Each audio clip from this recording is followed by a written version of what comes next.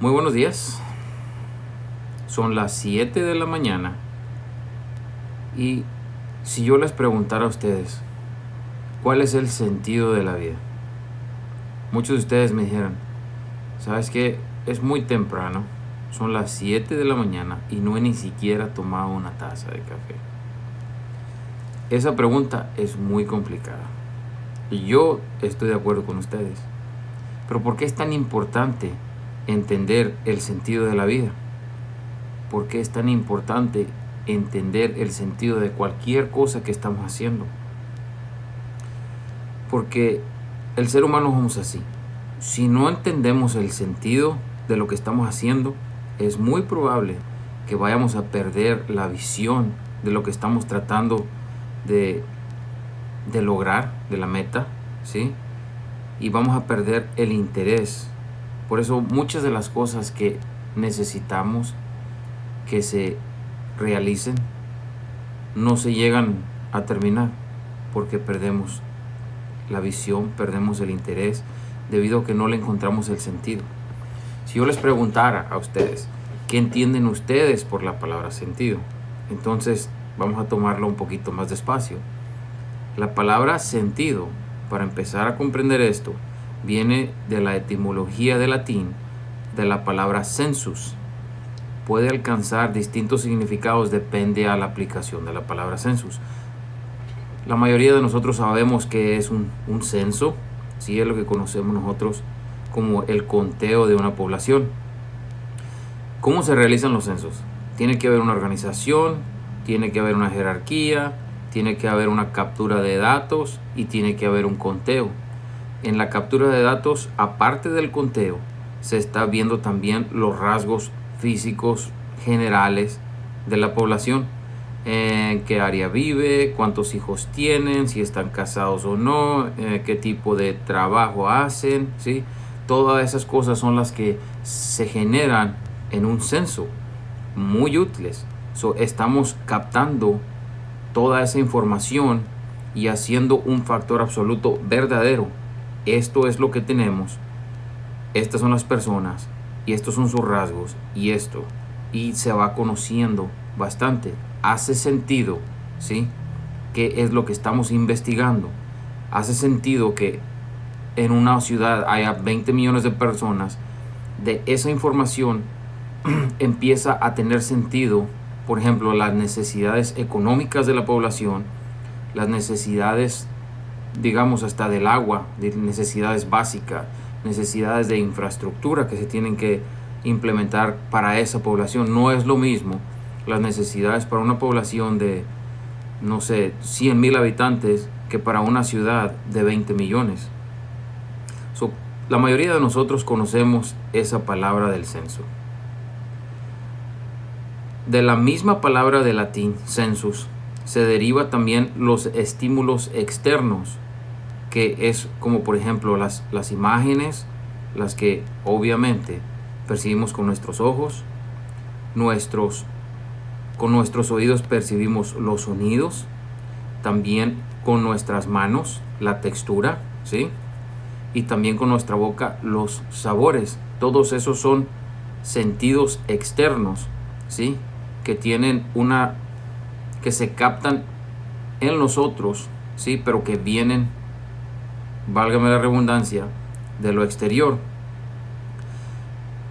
Todos estos se captura esta información mediante los órganos que están capacitados, ¿sí? Por ejemplo, obviamente, no podemos saborear nada con los oídos, ¿sí? Tiene que ser el órgano que está capacitado, la boca para el sabor, el oído para los sonidos, las imágenes, ¿sí? Los ojos para las imágenes y así sucesivamente. A veces decimos, tengo un mal sentido del oído porque no puedo escuchar nada. Pero recuerden, el sentido depende del contexto, depende de cómo se esté utilizando.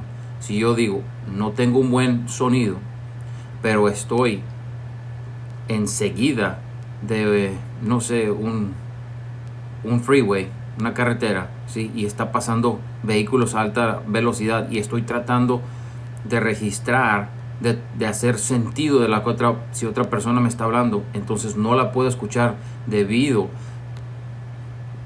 al ruido de lo que está pasando enseguida de la carretera. Entonces yo digo, no tengo un buen sentido del oído, pero no es así, sino que lo exterior está afectando mi capacidad. Entonces si yo digo, no tiene sentido que estemos hablando porque no te escucho, se empieza a perder el sentido. Entonces, ¿quién decide si está bien o está mal, si hace sentido o no hace sentido? Lamentablemente, hoy, muchas de las cosas que son tan sencillas y debe de hacer sentido, no tiene sentido, ¿sí? Muchas cosas se pierden en la confusión porque dejamos que los factores externos cambien todo eso y a veces se va totalmente fuera de contexto y empezamos a pensar que no tiene sentido porque estamos dándole sentido con las cosas externas.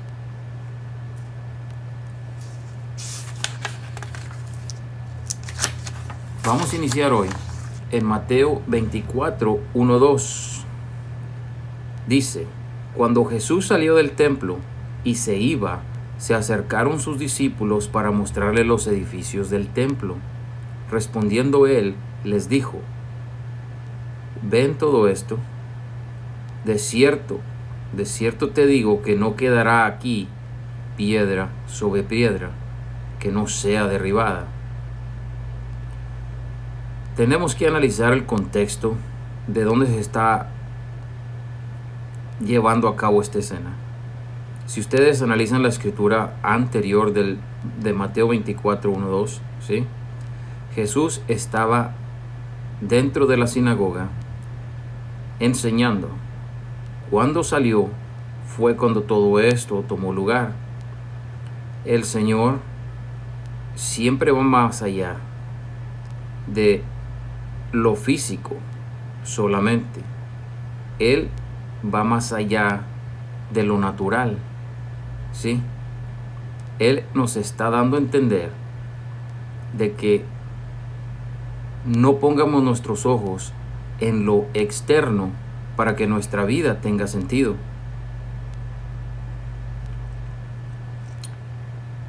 Los discípulos eran las personas que estaban más cerca de Jesús, o se supone que deben de estar más cerca de Jesús.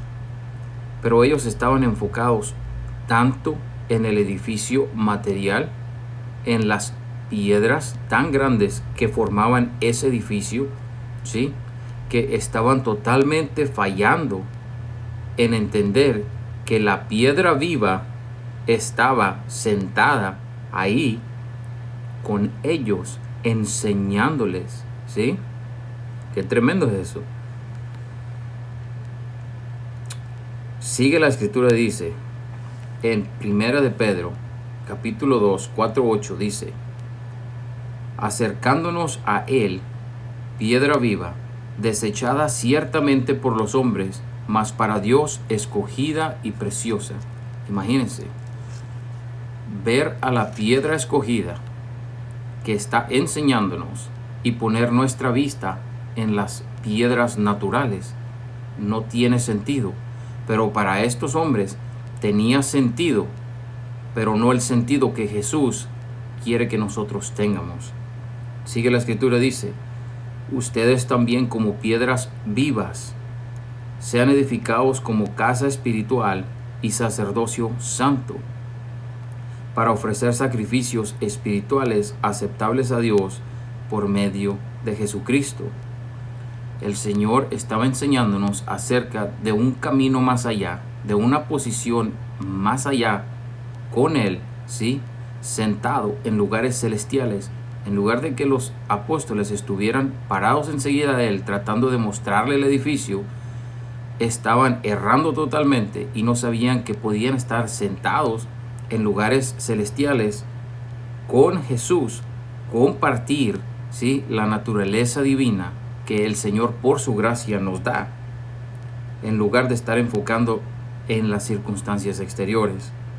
Sigue la escritura, dice, por lo cual también contiene la escritura: he aquí pongo en Sión la piedra principal, piedra del ángulo, escogida y preciosa, Jesús ahí con ellos. Y el que creyere en él no será avergonzado. Para nosotros, pues los que creen, él es precioso. Pero para los que no creen, la piedra que los edificadores desecharon ha venido a ser la cabeza del ángulo. Creas o no creas, Jesús no cambia. Su naturaleza es la misma. Él es la piedra del ángulo, la piedra escogida, la piedra preciosa, la piedra que está ahí sentada y que nos sigue enseñando y que nos da parte con Él y en Él. No cambia nada. Sigue la escritura y dice: piedra de tropiezo y roca que hace caer. Muchas personas no encuentran el sentido de la vida.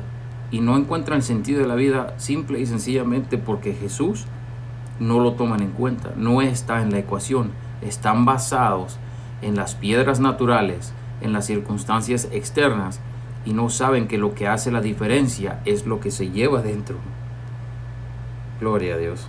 Porque tropiezan en la piedra, siendo desobedientes, a lo cual fueron también destinados. Tú tienes la elección. Tú puedes decir: yo quiero ser parte de esa piedra viva.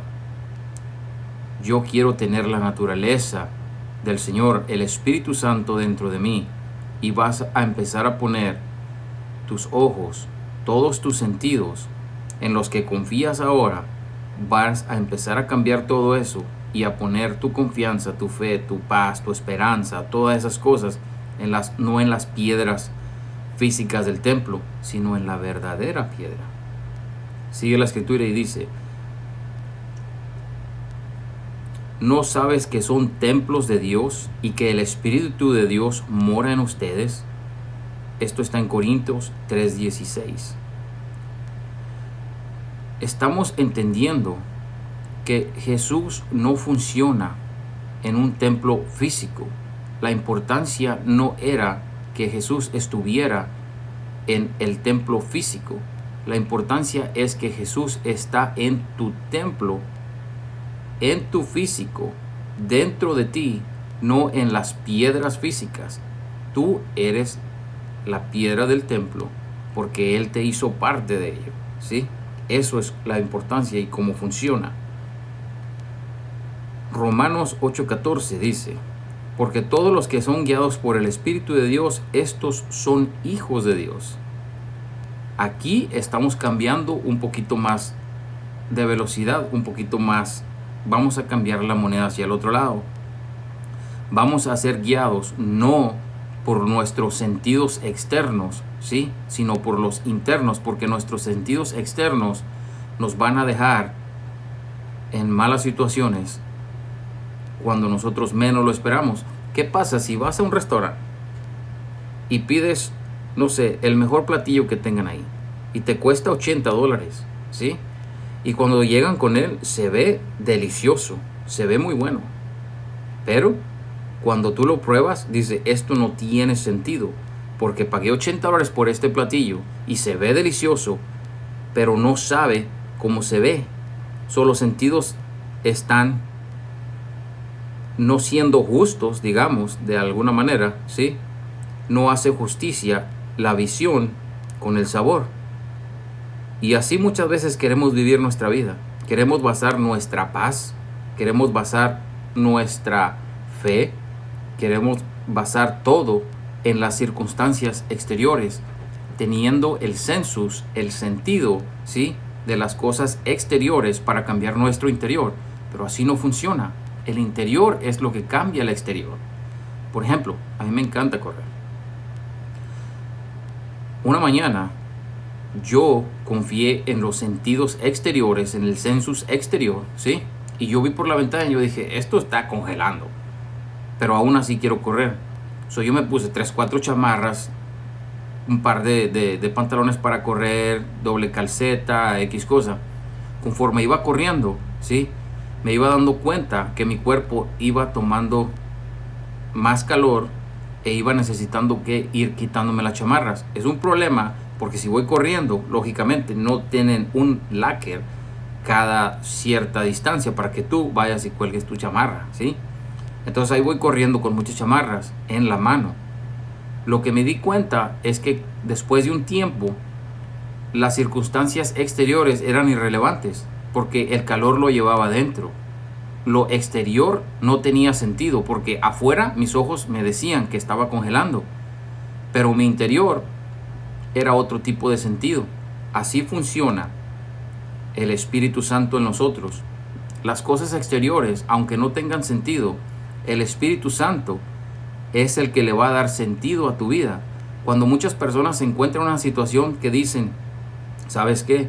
Yo no sé qué es lo que está sucediendo porque no tiene sentido, ¿sí? Yo he hecho absolutamente, o he tratado de hacer todo de buena manera, lo he hecho bien, by the book, como dicen, ¿sí? Como están las reglas. Y lo que me está sucediendo no debe de acontecer. Eso te va a robar la paz. Eso te va a robar tu fe, te va a dañar muchas cosas. Pero si no importa lo que esté sucediendo, así el mundo se esté derrumbando enseguida de ti, ¿sí? Y tú eres guiado, como dice Romanos, por el Espíritu Santo, andas caminando en el poder de Dios, ¿sí? Y de esa manera las cosas exteriores no van a afectar tu interior, ¿sí? Por eso vemos muchas personas que dicen, ¿sabes qué? Con lo que él está sucediendo, yo no sé cómo le hubiera hecho yo. Sí, pero tú no sabes que él está operando en el Espíritu Santo.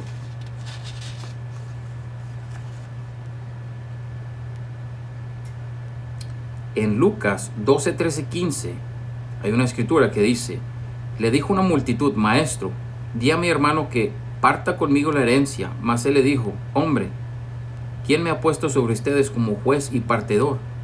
Y le dijo, miren, guarden de toda avaricia, porque la vida del hombre no consiste en la abundancia de bienes que posee.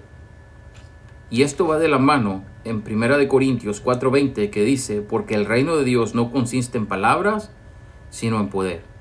Hay un desconecte con lo físico y lo espiritual.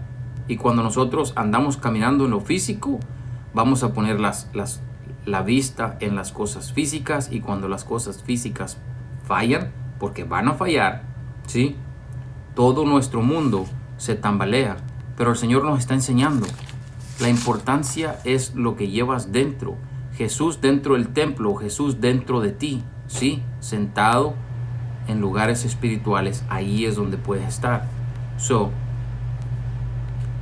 Básicamente es conocer la verdad, porque la verdad es la que te hace libre y la verdad es la que le da el sentido a las cosas. Si existe una verdad, lógicamente también existe un engaño. El engaño es el arma de Dios, el engaño es el arma del enemigo, ¿sí? Contrario al plan de Dios para tu vida. El enemigo va a usar para traer destrucción a todo eso que el Señor te ha dado, ¿sí? ¿Cómo funciona el engaño? El engaño funciona mediante una perversión de la verdad, ¿sí? No que te va a venir a contar el enemigo muchas mentiras, sino que va a usar lo que ya está, ¿sí? Para que él pueda utilizar en tu vida. Si él te puede engañar en tus ojos, eso es lo que va a utilizar. Por ahí va a entrar el engaño. Si puede utilizar el sonido, por ahí va a entrar el engaño. Y así sucesivamente. Próxima clase, esto es lo que vamos a estar viendo. No se lo pierdan porque va a estar buenísima. Gracias, Padre Santo, por ser tan bueno con nosotros. Gracias por tenernos en lugares celestiales. Te pido por cada una de las personas que está viendo este video, Señor, tócalo, úngelo, Padre Santo. Y si no te conocen, Padre Santo, envía personas, envía absolutamente lo que sea necesario, Señor, porque yo sé que el corazón para ellos es de salvación porque ese es tu corazón de amor, Señor. En el nombre de nuestro Señor Jesús, hasta la próxima vez.